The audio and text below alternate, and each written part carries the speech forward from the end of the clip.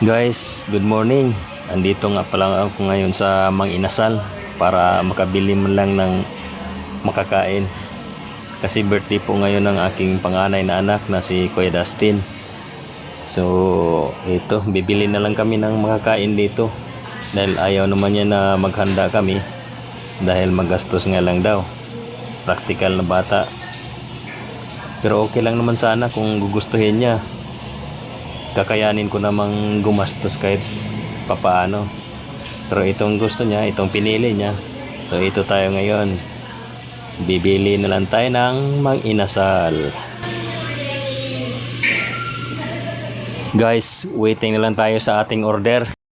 Gawa ng birthday ng aking anak na si Kuya Dustin. Hintayin na lang natin dito na dumating ang aking order. Bali, 3 order yon. Siguro po kayo nagtataka bakit 3 order lang ang aking in-order. Kasi po 3 lang kaming nandito sa Maylipa ng Batangas. At ang asawa ko naman at ang bunso naming anak ay nasa probinsya po sila, doon sa Bohol. At ito na nga po, tinawag na ang ating pangalan at kinuha ko na yung aking order. At ito ay iuwi ko na sa bahay.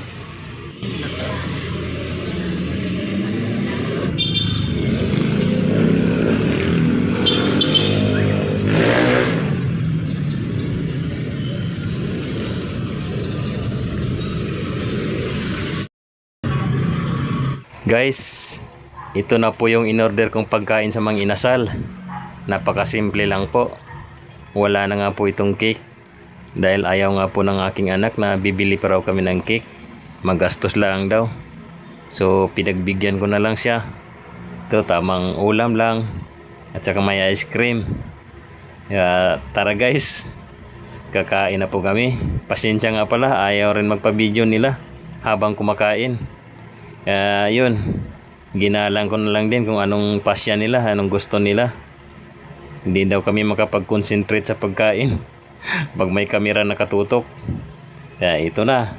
Ayan guys, oh. Yummy. Tara guys, kain na.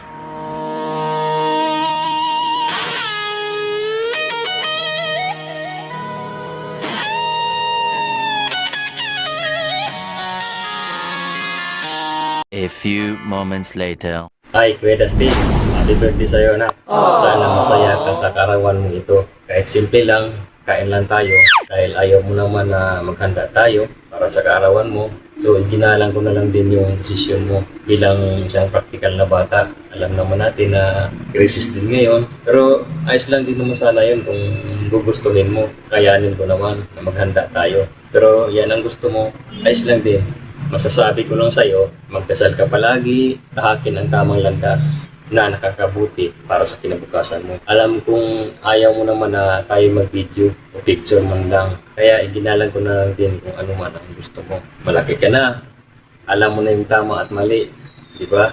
Kuya Dustin, sa ngalan ng ating pamilya, gusto ko lang sabihin sa'yo na mahal ka namin, ng mama mo, ng mga kapatid mo. Kaya happy birthday. Wish ko lang sa'yo, sana magtagumpay ka sa buhay. God bless you na. Wish ko lang na sana bigyan ka pa ng ating Panginoon ng maraming birthday at mahabang buhay. Sana masaganang ang darating sa iyong kinabukasan. Happy birthday, Kuya Dustin.